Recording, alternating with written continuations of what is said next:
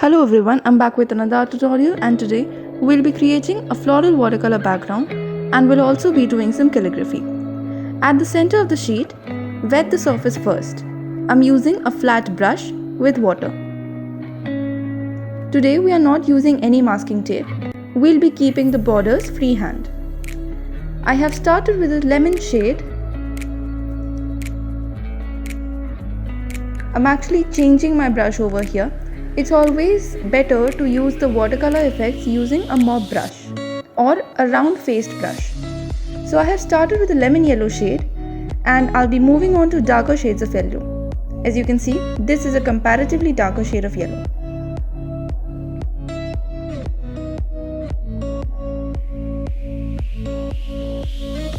Next, I'm using a light shade of orange, and then I have moved on to the darker shade of orange. Make sure you're doing this really quick so that the surface does not dry up and the water makes the colors flow easily. Here I'm using some red. After the surface has completely dried up, we are starting with painting the leaves. Now this is called layering of watercolors. You should always apply the second layer of watercolors after the first layer is completely dried up. You can also use a hairdryer to fasten the process. So I'm using a thin tip brush with an olive green kind of shade, with which I painted a stem and then some leaves. I have taken a darker shade of green and I'm using it at some points on the leaves, so that you get a nice transition between light and dark shades of green. Now I'm using a bright shade of pink for the florals. For the florals that you can see on top of the sheet, these leaves are further easy to create. You just need to make some straight strokes in either directions for these leaves. And also I have drafted my calligraphy text with the help of a pencil and a scale. Now for the first two lines, I'll be writing in block letters, for which I'm using a thin tip marker. You can use a thick tip gel pen or a sketch pen as you wish.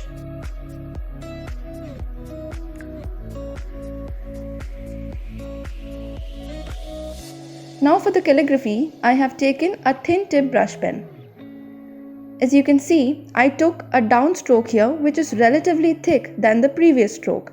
This is because I applied some pressure on my hand so that the brush tip of this pen moved onto the surface with higher pressure, which resulted in the thicker stroke.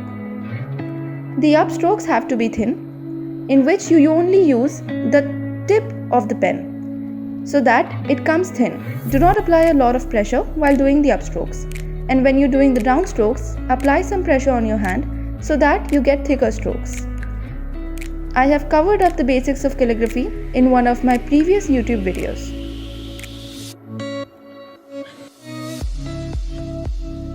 Here you are with your watercolor illustration and some calligraphy.